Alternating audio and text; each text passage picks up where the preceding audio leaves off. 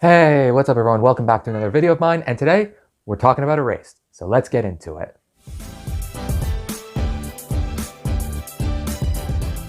Now, in case you don't know about the Erased anime, first of all, go watch it. What are you doing on this video? There's immense spoilers in this video. Go watch it. It's only 12 episodes, and the episodes themselves aren't even that long. Go watch it right now, okay? I'll wait.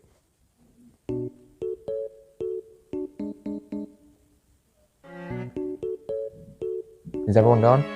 Has everyone here watched the Erased anime and I don't have to say spoilers again? Okay, good. Now let's move on. Now, in case you didn't read the title, this video is in fact a two-parter. This part that's releasing right now is mostly going to be about my general thoughts and experiences about the Erased anime, while the second video is going to be focusing on certain scenes and characters a little bit more. So for now, let's describe my experience about Erased. Now, to start things off, let's start with how I thought the story was. Now, it's going to sound ridiculous when you first hear it. I'm not going to deny that. It's half murder mystery, half time travel, which you wouldn't expect to go together very well, but somehow it does. And not only was the story done well, it was done spectacularly. Honestly, the story brought me to tears. It gave me chills. It made me genuinely cheer out loud. That's how impactful it was, and that's how much I loved it. But then again, it wasn't just the story alone. It was the characters, the animation, the dubbing, whatever it was. It all came together to make this masterpiece of an anime. But back to the story itself. Now, one thing I truly enjoyed about it is that it didn't try to over-explain things. There are certain things throughout the show that are just left unanswered. For example, Satoru's revival. We don't know how he got it, why it went away, or the fine details of how it works, but the story doesn't need to tell us that because it tells us enough for us to know everything that we need to. Some details are just not important to the story, and somehow it doesn't make the experience feel any less satisfying. As well, another complaint I've heard is that the villain was really obvious. And he kinda was, but in my opinion, a twist villain doesn't always have to be a gigantic surprise. Sometimes you can know a twist villain, but the feeling of knowing them gives you a sense of dread whenever they're on screen, and that characters don't know that character is evil. That's what I felt. Not technically surprise, but dread for when the moment came that he would truly reveal himself. As well, earlier I described how the series brought me to tears and gave me chills. But if I had to describe specific moments, I'd say the saddest scene in the entire show for me was Kaio's breakfast scene. Like, honestly, I watched that scene twice, and it brought me to tears both times. And if I had to say what was the scariest part of the entire show, it would be that episode where Satoru was not included in the intro. That stuff creeped the hell out of me. I am not joking. I watched it twice, and I got chills both times. I don't know if it's just a me thing, but it creeped me the hell out. Now let's talk about the animation of this show. Oh boy, the animation of this show was so on point. So many scenes were so beautifully animated, from the Christmas tree scene.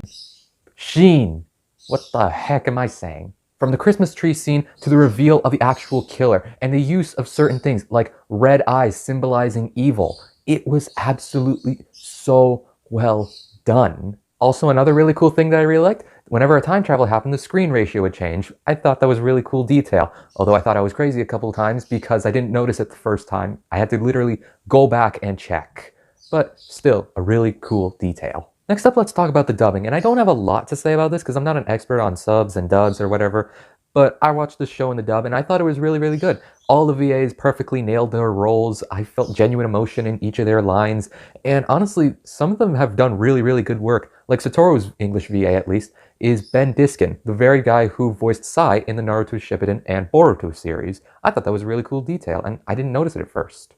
Lastly, I'm just going to talk about some of the characters I really enjoyed throughout the show and tell you my opinions about them. You may agree with them, you may not. Tell me what you think down below, and maybe be sure to like and subscribe. Wait, why is this a plug? I was going to talk about my characters. Let's do that. Let's start off with our main protagonist, Satoru Fujinuma. Now, I really enjoyed Satoru as a protagonist. He's really funny, he's really smart, except when it comes to catching a murderer and finding out who it is. Like, seriously, dude, you had so many opportunities to know who it was.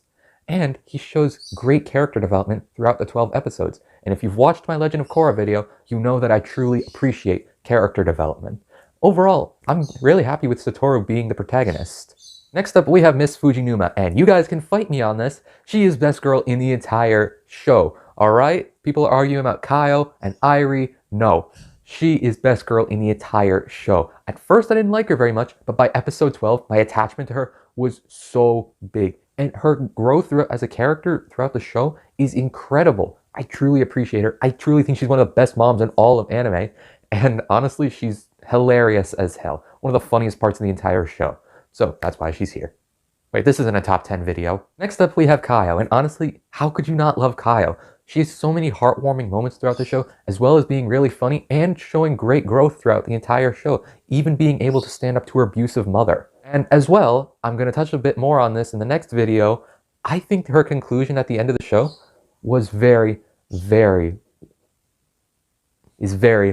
satisfying, at least in my eyes. But again, I'm going to explain that a bit more in the next video. Next up, we have Airi. She's kind, she's funny, she's smart-ish, and she's a great addition to a rather gloomy show. She is a ray of sunshine. The only thing I did not like about Airi, though, was her backstory. I mean, honestly, a candy bar ruined her life. A candy bar. How was I supposed to take it seriously? It was a nice moment and all, teaching Satoru to trust himself, but a candy bar? Next up, we have Mr. Yashiro, the main villain of the entire show. And honestly, I think he was really cool. He was terrifying, yet really intelligent at the exact same time, being one step ahead of our heroes almost every step of the way. In a way, he kind of reminds me of the Joker from The Dark Knight, as they both have this sense of unpredictability whenever they come on screen. You never know what's up their sleeve.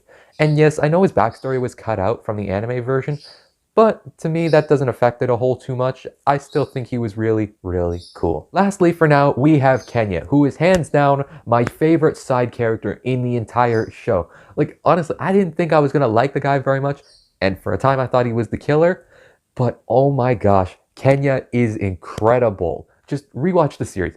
Check how much Kenya is cool from the moment he's introduced to the moment he goes off screen. He is MVP. But guys, that's it for my general thoughts on Erase. I'll make a more specific oriented video next time. I almost said next week, but I don't know when I'm going to upload again. Tell me what you think down below. Be sure to like, subscribe, and until next time, which is seeming later rather than sooner these days, goodbye.